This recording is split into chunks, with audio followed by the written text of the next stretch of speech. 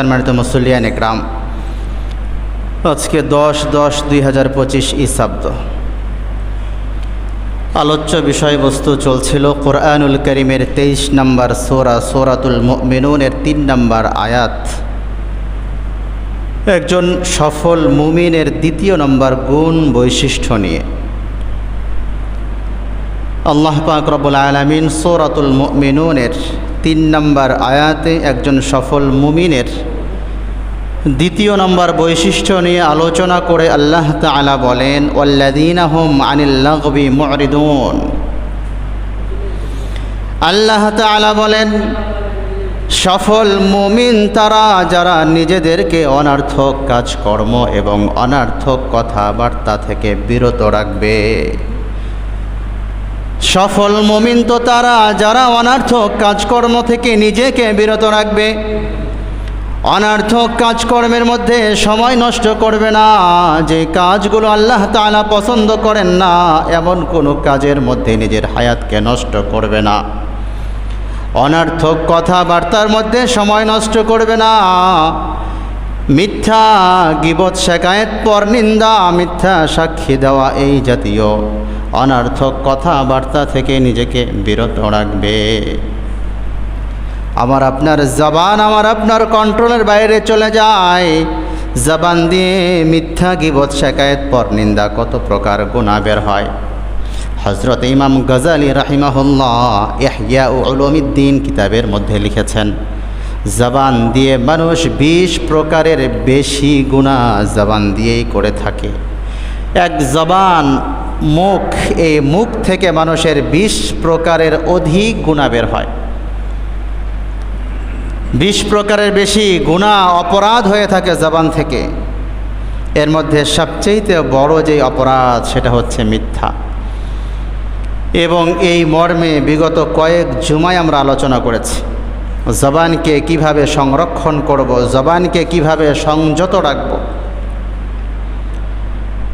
আসলে জবানকে যখন আমরা কন্ট্রোল করব না, যে যত বেশি কথা বলবে তত বেশি ভুল হবে, যত বেশি কথা বলবে তত বেশি অপরাধ হবে, যত বেশি কথা বলবে তত বেশি গীবত হবে।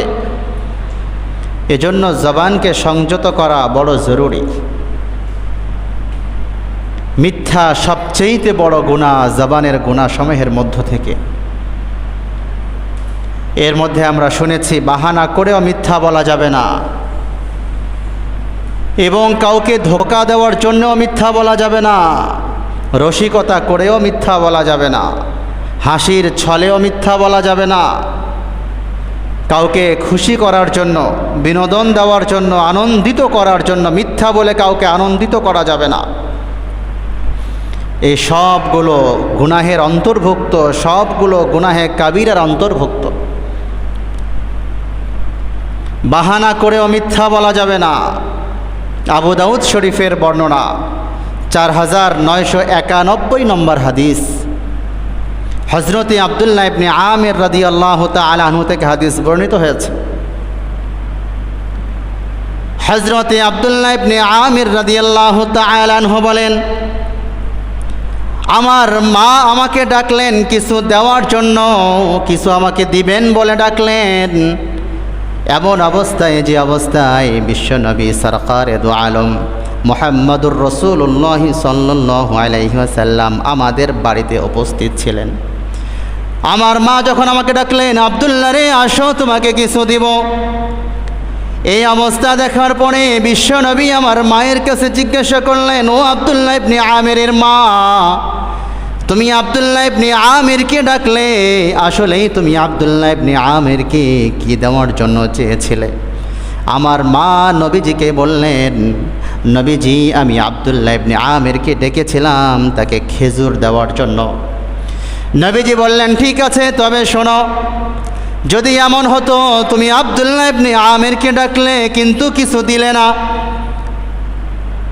তার মাধ্যমে কোনো কাজ করে নেওয়ার জন্য বাহানা করে ডাকলে, ডাকার পরে কিছু দিলে না, তাহলে শোনো, তোমার আমলনামার মধ্যে একটা মিথ্যার গুনাহ লেখা হয়ে যেত, একটা কবিরা গুনাহ লেখা হয়ে যেত। এমনটা আমাদের অনেক সময় হয়।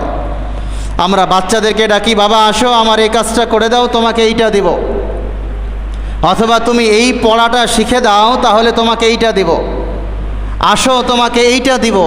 অথচ আসলেই আমাদের কোনো কিছু দেওয়ার ইচ্ছা থাকে না, মূল উদ্দেশ্য থাকে তার কাছ থেকে কাজটা করিয়ে নেওয়ার জন্য। শুধু বাচ্চা না, আমরা অন্য কারো সাথেও যদি এই আচরণটা করি যে আমার এই কাজটা করে দাও তাহলে তোমাকে এইটা দিব, চলো তাহলে এটা দিব, বাস্তব অর্থে দেওয়ার ইচ্ছা ছিল না অথবা দিলাম না, তাহলে এটা কবিরা গুনাহের অন্তর্ভুক্ত হবে, মিথ্যা হবে, গুনাহ লিখা হবে। এমন কি আমরা আমাদের বাসায় গৃহপালিত যে পশুগুলো আছে, ছাগল হতে পারে, গরু হতে পারে, হাঁস মুরগি হতে পারে, মা বোনরা এই কাজটা করে থাকে। দেখবেন মুরগি বতক এগুলোকে কাছে নিয়ে আসার জন্য, ডাকার জন্য হাতের ইশারা করে যে হাতে মনে হয় যে কিছু আছে এবং তারা তাদের ভাষায় ডাকে। আসলেই হাতে কিছু থাকে না এবং ওই হাঁস বতক মুরগিকে কিছু দেওয়ার ইচ্ছাও থাকে না, উদ্দেশ্য থাকে তারা তার কাছে চলে আসবে। এটাও মিথ্যার অন্তর্ভুক্ত হয়ে যায় এবং এটা ধোঁকার অন্তর্ভুক্ত। বাচ্চাদেরকে ধোঁকা দেওয়া যাবে না, বড়দেরকে ধোঁকা দেওয়া যাবে না, মুসলিমকে ধোঁকা দেওয়া যাবে না, মানুষকে ধোঁকা দেওয়া যাবে না, কোনো প্রাণীকেও ধোঁকা দেওয়া যাবে না। আবু দাউদের বর্ণনা 4991 নম্বর হাদিস, আন আব্দুল্লাহ ইবনে আমির রাদিয়াল্লাহু তাআলা আনহু আন্নাহু قال دعتني أمي يوما ورسول الله صلى الله عليه وسلم قاعد في بيتنا। হযরত আব্দুল্লাহ ইবনে আমির বলেন, আমার মা আমাকে ডাকলেন যে অবস্থায় বিশ্বনবী আমাদের ঘরে উপস্থিত ছিলেন। আমার মা আমাকে ডেকে বললেন, ক্বালাত হা তাআলা উতিকা, আব্দুল্লাহ রে আসো তোমাকে এইটা দিব। বিশ্বনবী এইটা দেখার পরে আমার মাকে জিজ্ঞাসা করলেন, ফাকাল লাহা রাসূলুল্লাহ সাল্লাল্লাহু আলাইহি ওয়াসাল্লাম ওমা আরাদতি আন তুতিহি। ও আব্দুল্লাহ ইবনে আমিরের মা, তুমি আব্দুল্লাহ ইবনে আমিরকে কি দেওয়ার ইচ্ছে করেছিলে? ক্বালাত উতিহি তামারাত, নবীজি আমি তাকে খেজুর দেওয়ার ইচ্ছা করেছিলাম। فقال لها رسول الله صلى الله عليه وسلم أما إنك لو لم تعطيه شيئا كتبت عليك كتبة। আব্দুল্লাহ ইবনে আমিরের মারে, তুমি যদি আব্দুল্লাহ ইবনে আমিরকে ডাকার পরে কোনো কিছু না দিতে, কুতিবাত আলাইকি কিসবাতুন, তোমার আমলনামায় মিথ্যার গুনাহ লেখা হয়ে যেত। তুমি আব্দুল্লাহ ইবনে আমিরের সঙ্গে প্রতারণা করলে, ধোঁকা দিলে, মিথ্যা বললে। মুসলমান বন্ধুরা রে আমার, শুধু মিথ্যা কেন, ধোঁকাও দেওয়া যাবে না, ধোঁকাও দেওয়া যাবে না। তিরমিজি শরীফের বর্ণনা 1315 নম্বর হাদিস, ইবনে মাজার বর্ণনা 2224 নম্বর হাদিস। হযরতে আবু হুরায়রা রাদিয়াল্লাহু তাআলা আনহু বলেন, হযরতে আবু হুরায়রা বলেন, নবীজির সাথে যাচ্ছিলাম, রাসূলুল্লাহ সাল্লাল্লাহু আলাইহি ওয়াসাল্লাম দোকানের সামনে দিয়ে যাচ্ছিলেন। ক্রেতা বিক্রেতার ভিড় ছিল, বিক্রেতারা তারা বিক্রি করছিল এবং তাদের দোকানের সদাইগুলো তারা বাইরে বস্তায় করে, বিভিন্ন জায়গায় তারা বস্তায় করে করে স্তূপ করে রেখেছিল। হযরতে আবু হুরায়রা বলেন, স্তূপ করে রাখা ছিল। আমাদের দোকানগুলোর সামনে চাল, ডাল, আটা, অন্যান্য খাদ্য দ্রব্যগুলো বস্তায় সামনে সাজানো থাকে, ডিসপ্লেতে দেওয়া থাকে। এই অবস্থায় রাখা ছিল। বিশ্বনবী সামনে দিয়ে চলার সময় একটা গমের বস্তার ভিতরে হাত ঢুকাইয়ে দিলেন। গমের বস্তার ভিতরে হাত ঢুকানোর পরে বিশ্বনবীর হাতে ভিজা উপলব্ধি হলো। বিশ্বনবী বিক্রেতাকে বললেন, ও বিক্রেতা, এইটা কিরে বিক্রেতা, তোমার গমের বস্তার উপরের গমগুলো শুকনা কিন্তু ভিতরের গমগুলো ভিজা, তুমি এইভাবে কেন ব্যবসা করছো? বিক্রেতা ডেকে বলে, ইয়া রাসূলুল্লাহ, বৃষ্টি হয়েছে, বৃষ্টির পানিতে গমগুলো ভিজে গিয়েছে। গম ভিজে যাওয়ার কারণে ভিজাগুলো নিচে রেখে আমি উপরে শুকনা গম দিয়ে দিয়েছি। রাসূল বলেন, শোনো, তোমার ভিজা গমগুলো নিচে এবং উপরে শুকনা গম কেন রাখলে? তুমি তোমার ভিজা গমগুলা উপরে কেন রাখলে না, যাতে মানুষ দেখে বুঝতে পারতো তোমার গমের কোয়ালিটি কী আছে? তোমার গমের কোয়ালিটি কি মানুষ যাতে দেখে বুঝে নিতে পারত। এখন তোমার গমের নিচে ভিজা এবং উপরে তুমি শুকনাগুলো রাখলে মানুষ ধোঁকা খেয়ে যাবে। এরপরে বিশ্বনবী বলেন, মান গাশশানা ফালাইসা মিন্না, যারা আমাদেরকে ধোঁকা দিবে, ফালাইসা মিন্না, তারা আমার উম্মতের দলভুক্ত হতে পারে না। যারা ধোঁকা দেয় তারা আমার উম্মত না, আমার উম্মতের দলভুক্ত না। عن أبي هريرة رضي الله تعالى عنه أن رسول الله صلى الله عليه وسلم مر على سبرة طعام فأدخل يده فيها। রসুল যখন গমের স্তূপের সামনে দিয়ে চলছিলেন, فأدخل يده فيها, নবীজি গমের বস্তার ভিতরে হাত ঢুকায় দিলেন। নবীজি গমের বস্তার ভিতরে হাত ঢুকায় দিলেন। ফানালাত আসাবিউহু বালালান, নবীজির হাতে ভিজা উপলব্ধি হলো। নবীজি বুঝতে পারলেন উপরের গমগুলো শুকনা হলেও নিচে ভিজা গম রয়েছে। ফাকালা, রসুল ওই বিক্রেতাকে বললেন, মা হাদা ইয়া সাহিবাত তাআম, ও খাদ্য বিক্রেতা তোমার এই অবস্থা কেন রে? খাদ্য বিক্রেতা বলে, কালা আসাবাতহুস সামা ইয়া রাসূলুল্লাহ, নবীজি আসমান থেকে বৃষ্টি হয়েছে, আকাশের বৃষ্টির কারণে আমার গমগুলো ভিজে গেছে। কালা, রসুল তাকে বললেন, আফালা জাআলতাহু ফাওকাত তাআম, তাহলে তুমি তোমার ভিজা গমগুলো উপরে কেন রাখলে না, বরং ভিজাগুলা নিচে রেখে উপরে কেন শুকনাগুলা রাখলে? হাত্তা ইয়ারাহুন নাস, ভিজাগুলা উপরে থাকলে মানুষ দেখতে পারতো, মানুষ দেখে বুঝতো তোমার গমের কোয়ালিটি কি। তুমি তো ধোঁকা দেওয়ার ইচ্ছা করলে উপরে তুমি ভালোটা রাখলে আর নিচে তুমি ভিজাগুলো রাখলে। মান গাশশানা ফালাইসা মিন্না, যে আমাদেরকে ধোঁকা দেয় সে আমার উম্মতের দলভুক্ত হতে পারে না। ব্যবসার ক্ষেত্রে এমনটা অনেক ক্ষেত্রেই হয়।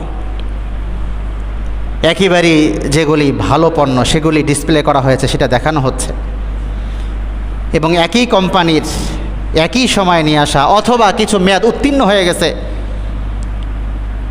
এটাকে ভিতরে রাখা হয়েছে, এবং অনেক সময় ধোঁকার আশ্রয় নিয়ে এইটাকে পর্যাপ্ত দামে বিক্রি করা হচ্ছে।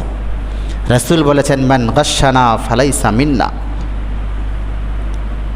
যে আমাদেরকে ধোঁকা দেয়, ফালাইসা মিন্না, সে আমার দলভুক্ত না, সে আমার উম্মতেই হতে পারে না। কত বড় কথা! আমি আপনাদের কাছে জানতে চাই, রাসূলুল্লাহ সাল্লাল্লাহু আলাইহি ওয়াসাল্লাম নবুয়ত প্রাপ্তির পর থেকে কিয়ামত পর্যন্ত যতজন মানুষ আসবে, এর মধ্যে যারা নন মুসলিম, হিন্দু, বৌদ্ধ, খ্রিস্টান, অন্যান্য জাতি যারা আছে, তারা কি রসুলের উম্মত নয়?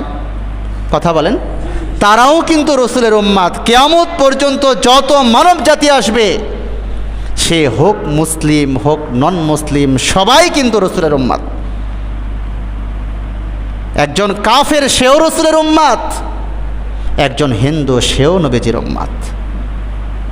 কিন্তু রসুল কি বললেন? তুমি ধোঁকা দিচ্ছ, তুমি আমার উম্মতের বাইরে চলে যাও, তার মানে তুমি হিন্দু, নন মুসলিম, কাফের, বেঈমান, তাদের চাইতেও খারাপ। এটাই তো বোঝা যায় হাদিস থেকে। প্রিয় ভাইরা আমার, ধোঁকা দেওয়া যাবে না, এটা অনেক বড় পাপ, অনেক বড় গুনাহ। যেটা বলছিলাম, তাহলে রসিকতা করেও মিথ্যা বলা যাবে না, বাহানা করেও মিথ্যা বলা যাবে না, হাসির ছলেও মিথ্যা বলা যাবে না। এবং আরও একটা বিষয়, যে বিষয়টা আমাদের অগোচরে হয়ে যায়, আমাদের জানা নাই বিষয়টা, এটা আমরা জানি না বিধায় হয়ে যায় আমাদের থেকে। রাসূলুল্লাহ সাল্লাল্লাহু আলাইহি ওয়াসাল্লাম থেকে হাদিস বর্ণিত হয়েছে, হযরতে আসমা বিনতে ইয়াজিদ রাদিয়াল্লাহু তাআলা আনহা হাদিস বর্ণনা করেছেন। হযরতে আসমা বিনতে ইয়াজিদ রাদিয়াল্লাহু তাআলা আনহা বলেন, উতিয়ান নবিয়্যু সাল্লাল্লাহু আলাইহি ওয়াসাল্লাম, আমরা নবীজির কাছে ছিলাম, নবীজির কাছে কোথাও থেকে কিছু খাবার আসলো। উতিয়ান নবিয়্যু সাল্লাল্লাহু আলাইহি ওয়াসাল্লাম বিতআম, নবীজির কাছে কিছু খাবার আসলো। ফাউরিযা আলাইনা, নবীজি খাবারগুলো পরিবেশন করলেন, এবং নবীজি খাবার পরিবেশন করার পরে রসুল আমাদেরকে বললেন, খাও। ফাকুলনা লা নাশতাহিহি, আমরা বললাম নবীজি আমাদের পেটে খিদা নাই, আমরা খাবো না। ফাকাল, রসুল বললেন লা তাজমা'না জুআন ও কাদিবান, শোনো মিথ্যা এবং খিদাকে এক জায়গায় করো না। অর্থাৎ রাসূলুল্লাহ সাল্লাল্লাহু আলাইহি ওয়াসাল্লাম আসমা বিনতে ইয়াজিদ রাদিয়াল্লাহু তাআলা আনহা সহকারে যারা ছিলেন তাদের সামনে ফাউরিজু আলাইনা, খাবার পরিবেশন করেছেন। রসুল বললেন খাও, তারা বললেন ফাকুলনা লা নাশতাহিহি, রসুল আমাদের খিদা নাই, খাবার চাহিদা নাই। রসুল বললেন লা তাজমা'না জুআন ওয়া কাযিবান, খিদা এবং মিথ্যাকে এক জায়গায় করো না। অর্থাৎ যদি পেটে খিদা থাকে তাহলে এ কথা বলো না যে আমার চাহিদা নাই অথবা খাবো না। তোমাকে খাওয়ার জন্য বলেছি, খিদা থাকলে বসে যাও, এটাই নিয়ম। হাদিসটি বর্ণিত হয়েছে ইবনে মাজায় 3298 নম্বর হাদিস। এই 3298 নম্বর হাদিসের ভাষ্য অনুপাতে আমরা দেখবেন লৌকিকতা করে, ফর্মালিটি রক্ষা করার জন্য লৌকিকতা করে যখন আমাদেরকে খেতে বলা হচ্ছে, আমি হয়তো বা কোথাও গেলাম, গিয়ে দেখি সেখানে সবাই খাচ্ছে, আমাকে বলা হলো ভাই আপনি বসেন, হ্যাঁ আচ্ছা ভাই, না না ঠিক আছে থাক। অথচ খাবার সময় দুপুরবেলা একেবারেই আমার পেটেও যথেষ্ট ক্ষুধা আছে। তা এই অবস্থা যদি হয় একেবারে লৌকিকতা মুক্ত, ফর্মালিটি ছাড়াই আমি সরাসরি বসে যাব দস্তরখানে, এটাই রসুলের সুন্নাত। রসুল একথাই বললেন তোমার পেটে খিদা আছে, অথচ তুমি বলছো হ্যাঁ ঠিক আছে ভাই, ঠিক আছে যথেষ্ট, আমার খিদা নাই বা খাচ্ছি না বা ঠিক আছে। তো রসুল বলেছেন মিথ্যা এবং ক্ষুধাকে এক জায়গায় করো না, এটা নিষেধ। এবং এই ক্ষেত্রে আমাদের মধ্যে একটা ভুল বিষয় প্রচলন রয়েছে, এটা আমাদের জানা নাই। হয়তো বা কেউ খাচ্ছে, তো ওইখানে আমরা গেলাম, ও আচ্ছা ভাই আপনি খাচ্ছেন, আর আমি তো ভুল করে সালাম দিয়ে দিছি। ঢুকেই দেখে আসসালামু আলাইকুম, আচ্ছা আচ্ছা ভাই আপনি খাচ্ছেন, ঠিক আছে আমি তো ভুল করে সালাম দিয়ে দিছি। অর্থাৎ আমরা মনে করি যখন কেউ খায় বা খাবারের সময় এই সময় সালাম দেওয়া যায় না, এটা আমরা মনে করি, ঠিক না? এটা ভুল কথা, এটা শরীয়ত না। বরং কেউ খাচ্ছে, আমরা সেখানে গিয়েও সালাম দিতে পারবো। উদ্দেশ্য হচ্ছে যখন কেউ খাবার খায় সেখানে গিয়ে সালাম দেওয়া মানে আমিও শরিক হতে চাই, আসসালামু আলাইকুম রহমতুল্লাহ ভাই আমিও শরিক হতে চাই। তো এইটা যদি হয় তাহলে শরিক হইতে বললে শরিক হয়ে যাব। কিন্তু কোথাও খাবার পরিবেশন চলছে, খাচ্ছে, আর আমাদের মধ্যে ভুল প্রচলন রয়েছে, আমরা মনে করি খাবার খাওয়ার সময় সালাম দেওয়া যায় না। কে বলেছে? খাবার খাওয়ার সময় সালাম দেওয়াও যায়, সালামের উত্তরও নেওয়া যায়। খাবার চলার সময় আমি একটা অনুষ্ঠানে গেলাম, দেখলাম সেখানে খাবার চলছে, কয়েকজন ব্যক্তি খাচ্ছেন, আসসালামু আলাইকুম রহমতুল্লাহ। তারা আমাকে বললেন ভাই আপনিও বসেন, আমার চাহিদা থাকলে আমি বসে গেলাম, না থাকলে ভাই ঠিক আছে আমার চাহিদা নাই। এবং আমি সালাম দেওয়ার পরে আমার সালামের উত্তর তারা নেবেন, জবাব দিবেন ওয়ালাইকুম আসসালাম রহমতুল্লাহ। কি বলেন আপনারা? এটাই জানতেন না যে খাবার খাওয়ার সময় মনে হয় সালাম দেওয়া যায় না? কেন সালাম দেওয়া যাবে না? খাবারের সময় যখন কেউ খাবার খাচ্ছে ওই সময় সালাম দেওয়া থেকে বিরত এই জন্য রাখা হয়েছিল যে তুমি সালাম দিচ্ছ মানে যাতে সে এইটা না বুঝে যে সেও খাবারে শরিক হতে চাচ্ছে, অথচ তার হয়তো বা পর্যাপ্ত ব্যবস্থা নাই তোমাকে শরিক করার মতো, সেটা আলাদা কথা। কিন্তু সচরাচর খাবারের সময় সালাম দেওয়া যায় এবং উত্তর নেওয়া যায়। আমার কথা বুঝতে পেরেছেন? তাহলে আমরা এই ভুলটা আর করবো না ইনশাআল্লাহ। প্রিয় ভাইয়েরা আমার, গত জুমায় বলেছি রসিকতা করেও মিথ্যা বলা যাবে না। কাউকে হাসানোর জন্য, বিনোদন দেওয়ার জন্য বর্তমান সময়ে বলেন যারা কন্টেন্ট ক্রিয়েটর্স, তারা যে মানুষকে বিনোদন দেওয়ার জন্য মিথ্যার আশ্রয় নিয়ে অথবা অবাস্তব বিষয়গুলোকে বাস্তব করে, রসিকতা করে, রং ঢং তামাশা করে মানুষকে বিনোদিত করছে, আনন্দিত করছে, হাসাচ্ছে, এটা হারাম, এটা বিলকুল হারাম। কাউকে হাসানোর জন্য মিথ্যা বলা যাবে না, মিথ্যার আশ্রয় নেওয়া যাবে না। আমি গত জমায় বলেছি রসুল বিনোদন করেছেন, তবে দুই শর্তের সাথে। রসিকতা করেছেন দুই শর্তের সাথে। এক নম্বর হচ্ছে মিথ্যার আশ্রয় নেওয়া যাবে না। দ্বিতীয় নম্বর, যার সাথে আমি রসিকতা করব যাতে আমার কথায় সে কষ্ট না পায়। তাহলে হাসির ছলেও মিথ্যা বলা যাবে না। এটা অনেক বড় একটা ব্যাপার। তিরমিজি শরীফের বর্ণনা 2315 নম্বর হাদিস। বাহজ ইবনে হাকিম রাহিমাহুল্লাহ হাদিস বর্ণনা করেছেন। হযরতে বাহজ ইবনে হাকিম রাহমাতুল্লাহি আলাইহি বলেন, আমি আমার বাবা থেকে, আমার বাবা আমার দাদা থেকে শুনেছেন।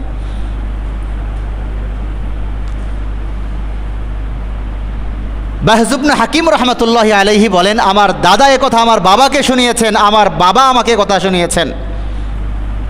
আমার বাবা বলেছেন, সামিআতুন নবিয়্য সাল্লাল্লাহু আলাইহি ওয়াসাল্লাম ইয়াকুল, আমার দাদা বলেছেন নবীজিকে কথা বলতে শুনেছি। সামিআতুন নবিয়্য সাল্লাল্লাহু আলাইহি ওয়াসাল্লাম ইয়াকুল, ওয়াইলুন লিল্লাযী ইউহাদ্দিসু বিল হাদিসি লিযহিক বিহিল কওমা ফায়াকযিবু, ওয়াইলুন লাহু ওয়াইলুন লাহু। বাহজ ইবনে হাকিম রাহমাতুল্লাহি আলাইহি বলেন, আমার দাদা শুনিয়েছেন, আমার দাদা বলেন নবীজির থেকে শুনেছি। ওয়াইলুন লিল্লাযী ইউহাদ্দিসু বিল হাদিসি লিযহিক বিহিল কওমা, ওয়াইলুন, ওই ব্যক্তি ধ্বংস হোক, আল্লাযী ইউহাদ্দিসু বিল হাদিস, ওই ব্যক্তির ধ্বংস অনিবার্য, ওই ব্যক্তি ধ্বংস হোক যে ব্যক্তি কথা বলছে, ইউহাদ্দিসু বিল হাদিস, কথা বলতে গিয়ে, লিযহিক বিহিল কওমা, মানুষকে হাসানোর জন্য, মানুষকে বিনোদিত করার জন্য, হাসানোর জন্য কথা বলতে গিয়ে, ফায়াকযিবু, মিথ্যার আশ্রয় নিল, ওয়াইলুন লাহু ওয়াইলুন লাহু, সে ধ্বংস হোক, সে ধ্বংস হোক। লিযহিক বিহিল কওম, কোনো ব্যক্তিকে, কোনো জাতিকে বিনোদিত করার জন্য, হাসানোর জন্য, ফায়াকযিবু, মিথ্যার আশ্রয় নিচ্ছে। রসুল বলেন, ওয়াইলুন লাহু ওয়াইলুন লাহু, সে ধ্বংস হোক, সে ধ্বংস হোক, তার ধ্বংস অনিবার্য। প্রিয় ভাইয়ের আমার, এই জন্য কাউকে বিনোদিত করার জন্য, হাসানোর জন্য মিথ্যা বলা যাবে না। অনেক সময় এরকম হয়, ভরা মজলিস, অনেক লোকজন বসে আছে, বন্ধুদের আড্ডা চলছে, আমি সেখানে গেলাম, যাওয়ার পরে এমন একটা কথা বললাম, আমি জানি যে এই কথা বললে সবাই হাসবে, কিন্তু কথাটা মিথ্যা। অথবা ওই মজলিসের কোনো একজন বন্ধুকে ইন্ডিকেট করে একটা কথা আমি বললাম, এবং এই কথাটা বলার দ্বারা সবাই হাসলো ঠিক, কিন্তু যাকে ইন্ডিকেট করে বললাম সে মনে কষ্ট পেয়ে গেল। এমন বিনোদন হারাম।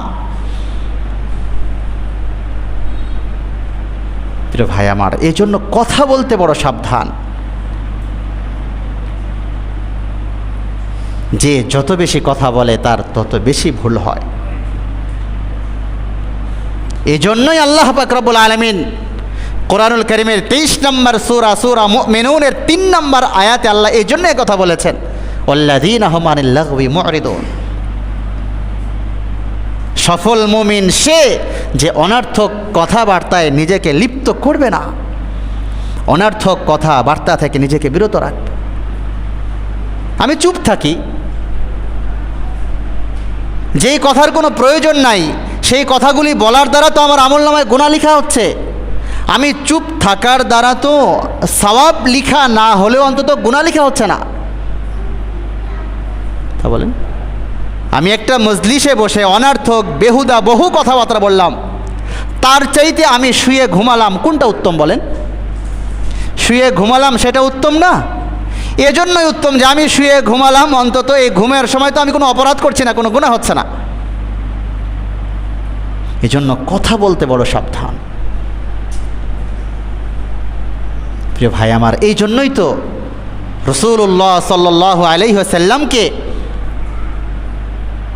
যখন সাহাবারা জিজ্ঞাসা করলেন, নবীজি আপনি রসিকতা করছেন, আপনি বিনোদন করছেন, তিরমিজির বর্ণনা 1990 নম্বর হাদিস, হযরতে আবু হুরায়রা রাদিয়াল্লাহু তাআলা আনহু থেকে হাদিস বর্ণিত হয়েছে। عن أبي هريرة رضي الله تعالى عنه قال قالوا يا رسول الله إنك تداعبنا قال إني لا أقول إلا حقا।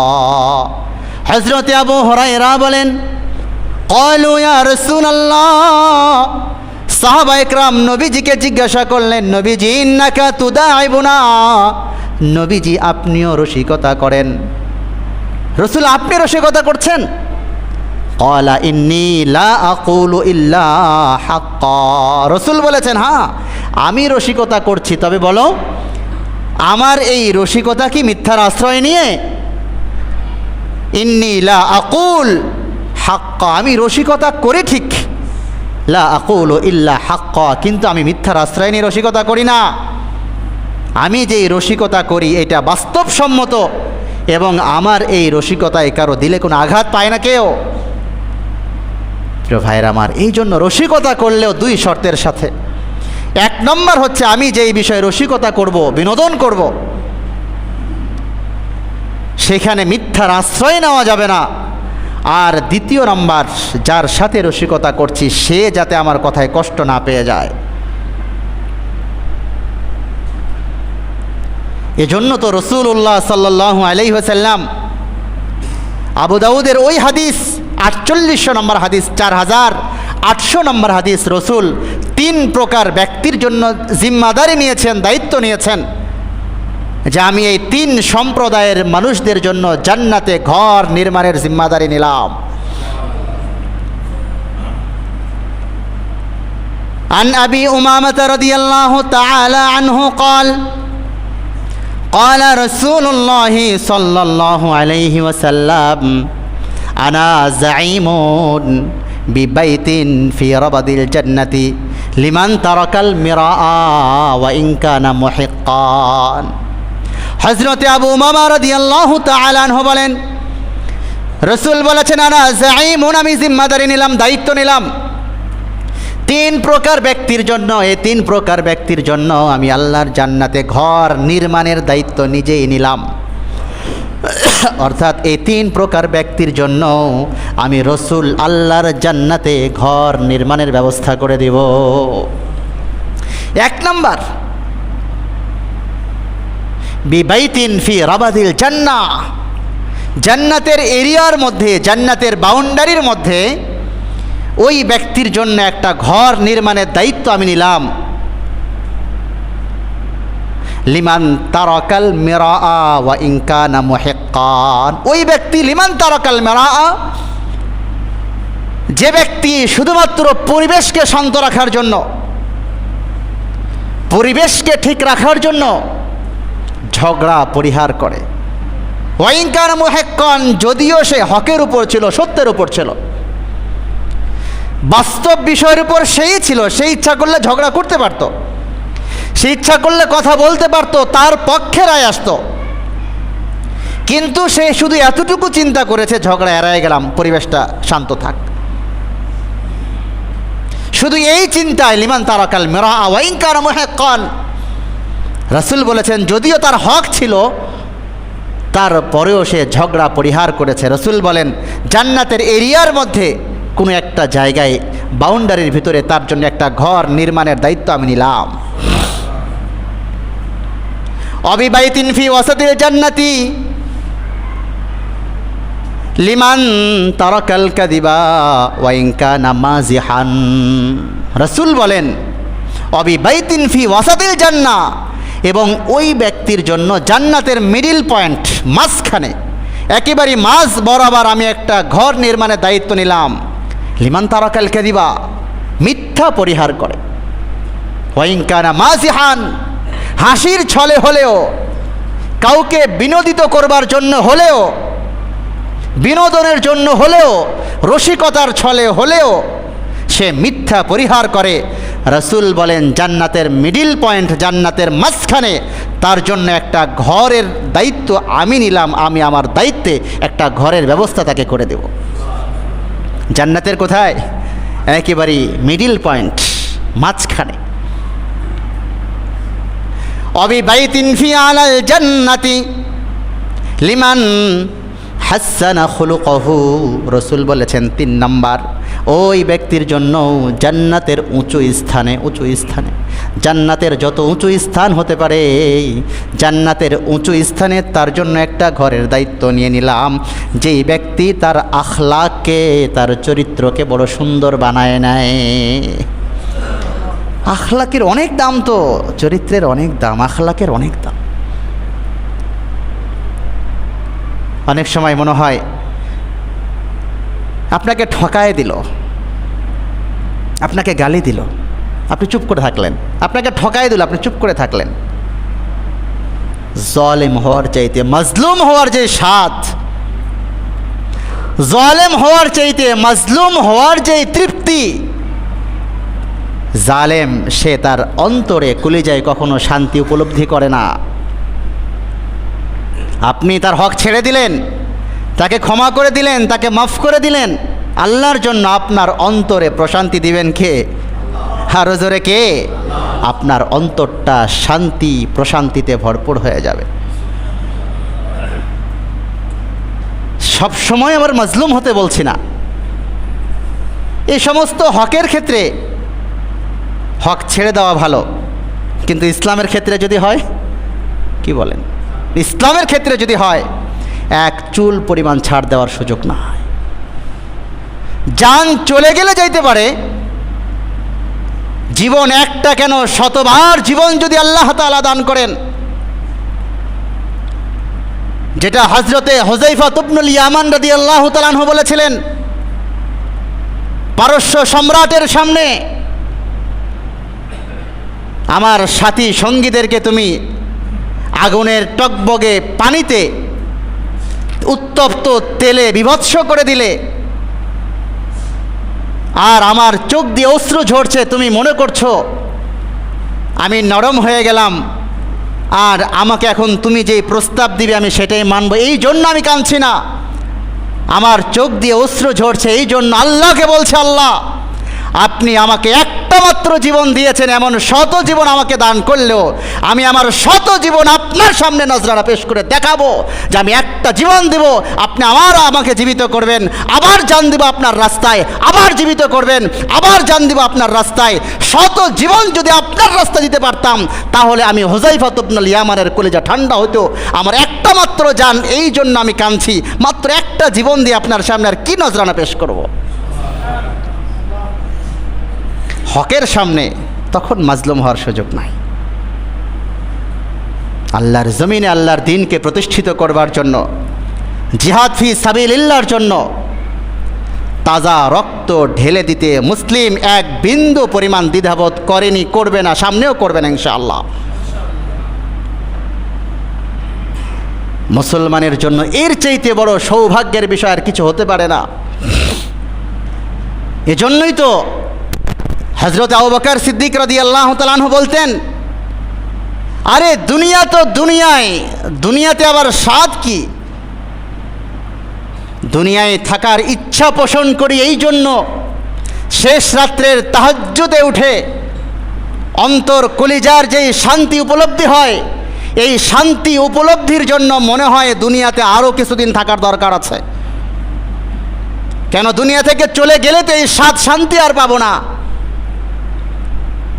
আল্লাহর রাস্তায় জান কুরবান করবার মতো জিহাদ ফি সাবিলিল্লাহ গিয়ে আল্লাহ পাক রব্বুল আলামিনের সামনে জান নজরানা পেশ করে তাজা রক্ত জমিনে ঢেলে দিয়ে আল্লাহর জমিনে আল্লাহর দ্বীনকে প্রতিষ্ঠিত করে আল্লাহর সামনে নিজেকে পেশ করতে পারা, এই শান্তি আর এই আশা যদি না থাকতো তাহলে দুনিয়ায় থাকার কোনো আশাই ছিল না।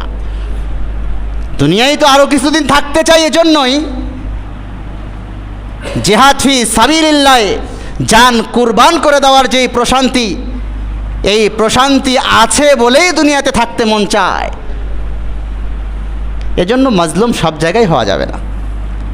প্রিয় ভাইরা আমার, যেটা বলছিলাম, হক ছেড়ে দেওয়া, সামান্য থেকে সামান্য হক ছেড়ে দেওয়া। আমরা তো এমন বাপরে বাপ, দোকানে গেছি, বাজারে গিয়ে 5,000 টাকার পণ্য কিনেছি, সেইখানে 5,000 টাকার পণ্যে আমার কাছ থেকে প্রায় 1,000 টাকা লাভ করেছে। বাড়িতে চলে আসছি, পরে বুঝতে পেরেছি অন্য দোকানে কিনলে হয়তো একটু কম পেতাম, একটু আফসোস করে আচ্ছা ঠিক আছে, যেটা হয়ে গেছে তো গেছেই। কিন্তু ওই বাজারটা নিয়ে যেই রিকশায় আসছিলাম, ওই রিকশায় আসার সময় যেই লোকেশন দিয়েছিলাম, ওই লোকেশন থেকে একটু সামনে গিয়ে নেমেছি, রিকশাওয়ালা বলেছে, ভাই 10 টাকা বাড়ায় দেন না, আপনি তো এখানে আসতে চাইছিলেন, আপনি আরও সামনে আসলেন যে। এই 10 টাকার জন্য শুধু ঝগড়া না, এমন ঝগড়া হাতাহাতি মারামারি পর্যন্ত হয়ে যায় কি যায় না, কথা বলেন? কেন 10 টাকা বেশি দিলে কি হইতো? ইমাম সাহেব বলেছে মসজিদের সামনেই বেশি হয়। সামান্য থেকে সামান্য হক, এই হকগুলো ছেড়ে দেব। এই হকগুলো ছেড়ে দিলে কী লাভ বলেন? কী লাভ? জান্নাতে, জান্নাতে আল্লাহ পাক রব্বুল আলামিনের হাবিব বলেন, আমি দায়িত্ব নিলাম তোমার জন্য একটা ঘর নির্মাণের জন্য।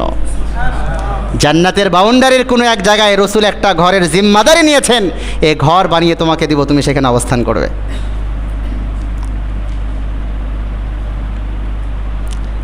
প্রিয় ভাইয়ের আমার, এই জন্য ছল চাতুরি মিথ্যা এগুলো ছেড়ে দেব, একেবারে ছেড়ে দেব, আশেপাশেও যাব না। আল্লাহ তাআলা আমাদেরকে মিথ্যা, ছল চাতুরি, গীবত, শিকায়েত সব কিছু থেকে পবিত্র এই জবানটাকে পবিত্র রাখবার তৌফিক দান করে। সকলে চিল্লাই বলে আমিন। প্রিয় ভাইয়েরা আমার, গত জুমায় বলেছিলাম আজকে আমরা এই বিষয়ে শেষ করব। সূরাতুল মুমিনুনের 3 নম্বর আয়াত আজকে আমরা শেষ করে দেবো ইনশাল্লাহ। আগামী জুমা থেকে 4 নম্বর আয়াত শুরু করব। গত জুমায় বলেছি ব্যবসার ক্ষেত্রে যে মিথ্যা আমরা বলি, ব্যবসা অনেক বরকতের জিনিস, অনেক বরকতের জিনিস। আম্বিয়া আলাইহিমুসসালাম ব্যবসা করেছেন, সাহাবায়ে কেরাম ব্যবসা করেছেন, তাবিঈন, তাবিঈন, খোলাফায়ে রাশিদিন, মুহাদ্দিসিন, মুফাসসিরিন তারা ব্যবসা করেছেন। ব্যবসার মধ্যে একটা আলাদা বরকত থাকে।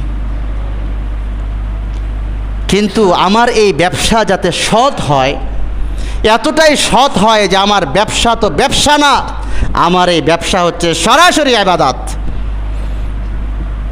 এই জন্য কোরআনুল কারীমের 20 নম্বর সূরা তাহা এর 132 নম্বর আয়াত আল্লাহ তাআলা বলেন, ওয়া'মুর আহলাকা বিস-সালাতি ওয়াসতাবির আলাইহা লা নাসআলুকা রিজকা নাহনু নারযুকুকা ওয়াল আকিবাতু লিত-তাকওয়া।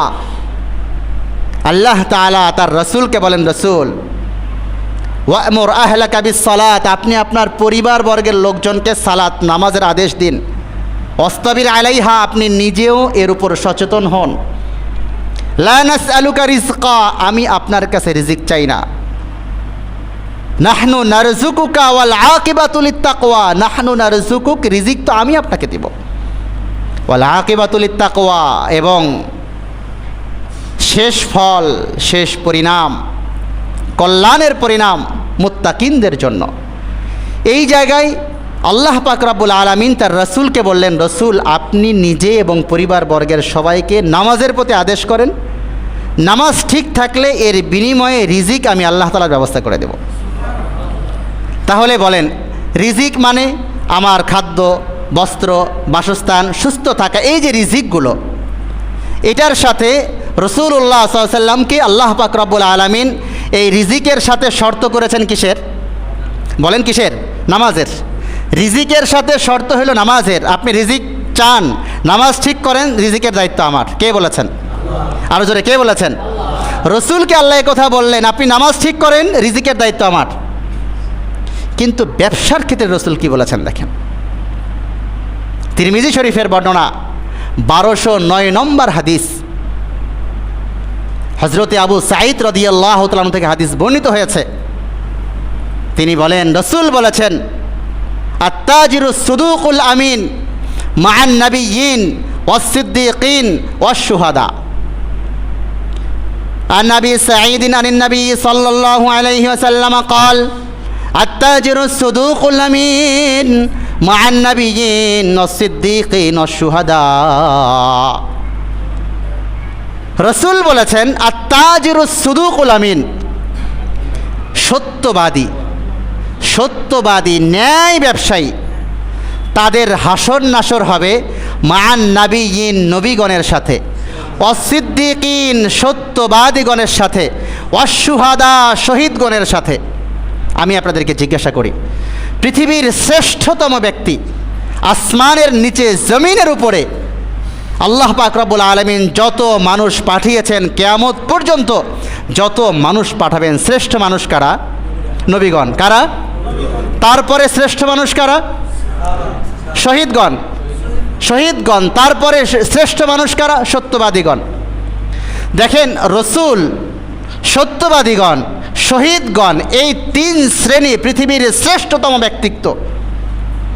রসুল কথা বললেন, তুমি সৎ ব্যবসায়ী, আমানতদার ব্যবসায়ী, খাদ্যে ভেজাল দাও না, ঠকাও না, ওজনে কম দাও না, তুমি একেবারে পিওর খাঁটি ব্যবসায়ী, আল্লাহর জন্য ব্যবসা করো, তোমার হাসর নাসর হবে পৃথিবীর শ্রেষ্ঠতম 3 শ্রেণীর ব্যক্তি, রসুলগণ, সত্যবাদীগণ, শহীদগণ, তাদের সাথে। তাহলে ব্যবসার সম্পর্ক কিসের সাথে বলেন? কিসের সাথে? আখিরাতের সাথে। পেটের সম্পর্ক, পেট মানে খাদ্য, রিজিক, কিসের সাথে? নামাজের সাথে। আরে বলেন না, পেটের সম্পর্ক নামাজের সাথে, রিজিকের সম্পর্ক নামাজের সাথে। আমরা তো মনে করি নামাজ পড়বো জান্নাতে যাব, নামাজ পড়বো, আরে নামাজ পড়বো জান্নাতে যাবো তো ঠিক আছে, বাকি সূরা তাহা এর 132 নম্বর আয়াত কি বলে বলেন? নামাজ ঠিক করো, রিজিক ঠিক হয়ে যাবে। তার মানে আমার রিজিকের সম্পর্ক আমার নামাজের সাথে, আর আমার জান্নাতের সম্পর্ক আমার ব্যবসার সাথে। ব্যবসা করব হালালভাবে, নবীগণের সঙ্গে জান্নাতে চলে যাব, সোজা হিসাব, কোনো ঝায় ঝামেলা নাই, কোনো প্যাসপোস নাই। কিন্তু এই ব্যবসাটাকে কি বানাই আমরা বলেন? এই জন্য এর পরের হাদিস তিরমিজি শরীফের 1210 নম্বর হাদিস, ইসমাইল ইবনু উবাইদ ইবনু রিফাআ রাহিমাহুল্লাহ থেকে হাদিস বর্ণিত হয়েছে। হযরতে রিফা রাহিমাহুল্লাহ বলেন, আমার বাবা থেকে শুনেছি, আমার বাবা আমার দাদার থেকে শুনেছেন। আমার দাদা বলেন, ঈদের খুতবার জন্য রাসূলুল্লাহ সাল্লাল্লাহু আলাইহি সাল্লাম বের হলেন, রসুলের সাথে আমিও ছিলাম। তিরমিজির বর্ণনা, 1210 নম্বর হাদিস। রসুল যখন যাচ্ছিলেন, ব্যবসায়ীরা ব্যবসা করছিল, নামাজ শুরু হলে তারা নামাজে যাবে, ব্যবসা শুরু হয়েছে। ছোট্ট করে একটা কথা বলি, আগের সময় আমরা তো এখন ব্যবসা করি, আমাদের দোকানগুলো খুলে কয়টায়? 10টা 11টা।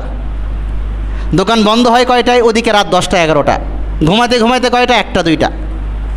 তাহাজ্জুদ তো নাই, ফজর এটাও বড় মুশকিল। অথচ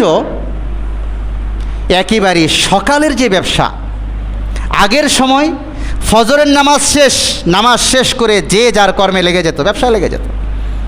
মাগরিবের সালাতের পরে ব্যবসা শেষ, সকাল থেকে সন্ধ্যা পর্যন্ত ব্যবসা। আপনি দেখবেন ফজরের নামাজ পড়ে 1-2 ঘন্টার কাজে যেই বরকত হয়, সারাদিনের 5-7 ঘন্টার কাজে সেই বরকত হয় না। এই জন্য তো আল্লাহ তাআলা বলেন, ফাইদা কুদিয়াতিস সালাত ফান্তাশিরু ফিল আরদ ওয়াবতাগু মিন ফাদলিল্লাহ। নামাজ হয়ে গেল, ফজরের সালাত হয়ে গেল, এবার রিজিক তালাশের জন্য বাইরে বেরিয়ে পড়ো। কিন্তু যেই সময় পুরা ভরপুর বরকত চলে, এই বরকতের সময়টা আমরা ঘুমায়ে থাকি। রিজিকের মধ্যে প্রতিবন্ধকতার সবচেয়ে বড় মাধ্যম হচ্ছে সূর্য যখন উঠে ওই সময় ঘুমানো। বলেন আমরা কত পার্সেন্ট মানুষ সূর্য যখন উঠে ওই সময় জাগ্রত থাকি বলেন?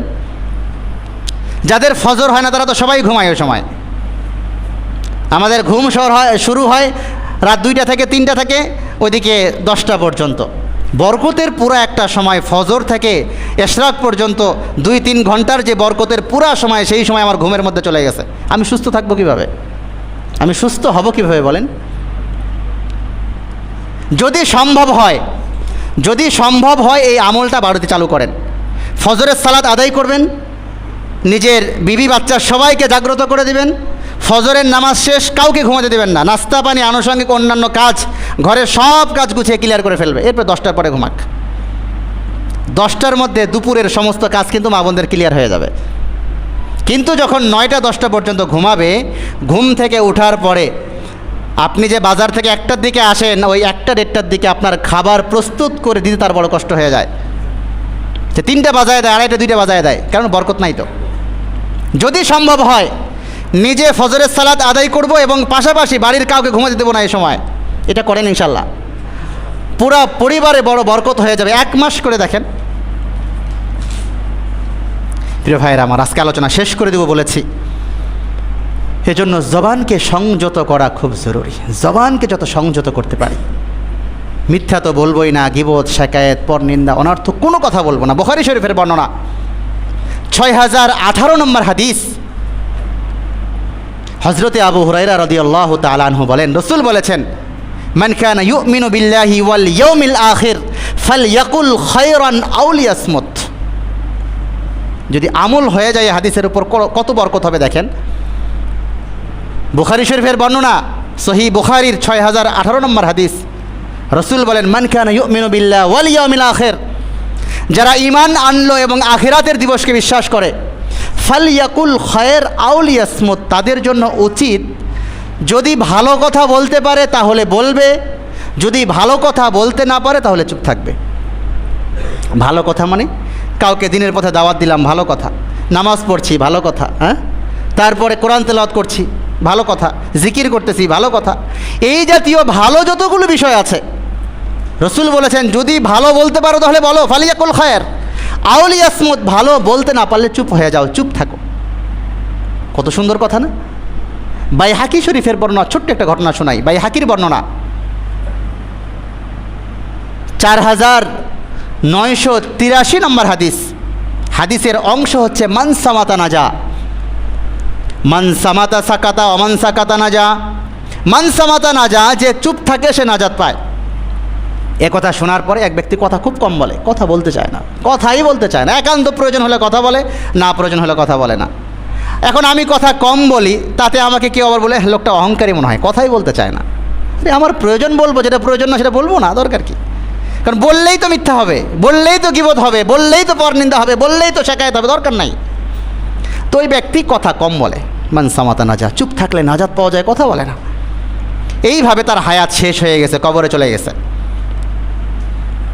ফেরেশতারা আসছেন প্রশ্নের জন্য, মান রব্বুক ওমা দীনুক মান হাযার রাজুল আল্লাযী বুইসা ফীকুম। 3 প্রশ্ন করবে। ব্যক্তি সেখানেও কথা বলে না, চুপ করে রয়েছে।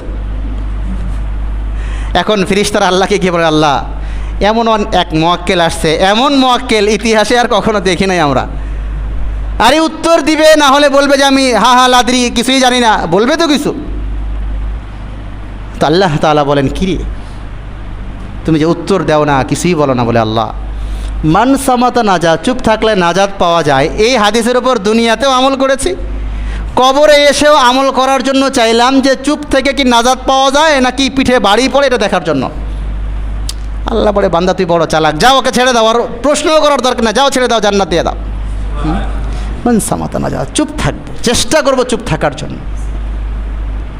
রাসূলুল্লাহ সাল্লাল্লাহু আলাইহি সাল্লাম আর একটা হাদিস বলে শেষ হয়ে যাবে। তিরমিজির বর্ণনা 2586 নম্বর হাদিস। হযরতে উতবা ইবনে আমির রাদিয়াল্লাহু তাআলা হাদিস বর্ণনা করেছেন। আন উতবা ইবনে আমির রাদিয়াল্লাহু তাআলা আনহু قال কুলতু ইয়া রাসূলুল্লাহ মান নাজা। উতবা ইবনে আমির রাদিয়াল্লাহু তাআলা আনহু বলেন, আমি রাসূলকে জিজ্ঞাসা করলাম, মান নাজা, নবীজি নিষ্কৃতি পাবো কিভাবে, নাজাত পাবো কিভাবে, নাজাত পেয়ে আল্লাহর জান্নাতে যাব কিভাবে? রাসূল 3টা কথা বলেছেন। ভাই কয় কথা বলেছেন? 3টা কথা বলেছেন। মান নাজা ইয়া রাসূলুল্লাহ, নবীজি নাজাত পাবো কিভাবে? রাসূল বলেছেন, আমসিক আলাইকা লিসানাক, তুমি তোমার জবানকে সংযত রাখো, জবানকে সংযত রাখো, জবানে তালা লাগায় দাও। ওয়াল ইয়াসাকা বাইতুক, পরিবারে সময় দাও, ঘরে সময় দাও। পরিবারে সময় দাও মানে, পরিবারে সময় দেওয়া মানে অনেক লোক দেখবেন চাকরি আমি করলাম সন্ধ্যা পর্যন্ত, 6টা 8টা পর্যন্ত, আসার পরে 10টা 11টা 12টা পর্যন্ত বন্ধু বান্ধবদের সঙ্গে আড্ডা, এরপরে বাসায় গেলাম, কোনো রকম খেয়ে শুয়ে পড়লাম, ঘুম থেকে উঠে আবার চাকরিতে চলে গেলাম। তো আমার পরিবারের সঙ্গে আমার সময় দেওয়া কখন হলো বলেন? এবং যদি আমি আমার পরিবারের সঙ্গে সময় দিতাম, বাচ্চাদেরকে সময় দিতে পারতাম, বিবিকে সময় দিতে পারতাম, দিনই আলোচনা হতে পারতো, আগে আগে ঘুমিয়ে যেতে পারতাম, তাহাজ্জুদে উঠতে পারতাম, কতগুলো লাভ, ঠিক না? এবং যখন সময় কম দিচ্ছি পরিবারওয়ালাদের সঙ্গে, পরিবারের সঙ্গে দূরত্ব বাড়ছে। রাসূল 2 নম্বর কথা কি বলেছেন? ওয়াল ইয়াসাকা বাইতুক, পরিবারের সময় দাও। 3 নম্বর ওয়াবকি আলা খতিয়াতিক, নিজের অপরাধের জন্য, নিজের ভুলের জন্য কান্না করো, কেউ দেখেন, আল্লাহ দেখেন। গোপনে গিয়ে, নিবৃতে গিয়ে, আলাদাভাবে গিয়ে, অন্ধকারে গিয়ে কাঁদো, চোখের পানি ঝরাও, আল্লাহ আমার এই অপরাধটা হয়ে গেছে, আল্লাহ আপনি মাফ করে দেন, আল্লাহ আমি এই অপরাধ করে ফেলেছি, আল্লাহ মাফ করে দেন, আল্লাহ এই ভুলটা হয়ে গেছিল, আপনি মাফ করে দেন। হযরত উতবা ইবনে আমির রাদিয়াল্লাহু তাআলা আনহুকে রসুল 3টা কথা বললেন। 1 নম্বর, জবানকে সংযত করো। 2 নম্বর, পরিবারের সময় বাড়িয়ে দাও। 3 নম্বর, অবকি আলা খতিয়াতিক, নিজের অপরাধের জন্য কান্না করো। প্রিয় ভাইয়ের আমার, জবানকে সংযত করব। আল্লাহ তাআলা আমাদেরকে এই জবান নামক এই অঙ্গকে সংযত করে আল্লাহর জান্নাতের মেহমান হওয়ার তৌফিক দান করে। সকলে চিল্লায় বলি আমিন। আমরা ইনশাআল্লাহ সামনের জুমা থেকে সূরাতুল মুমিনুনের 4 নম্বর আয়াত, একজন সফল মুমিনের 3 নম্বর গুণ নিয়ে আলোচনা শুনব।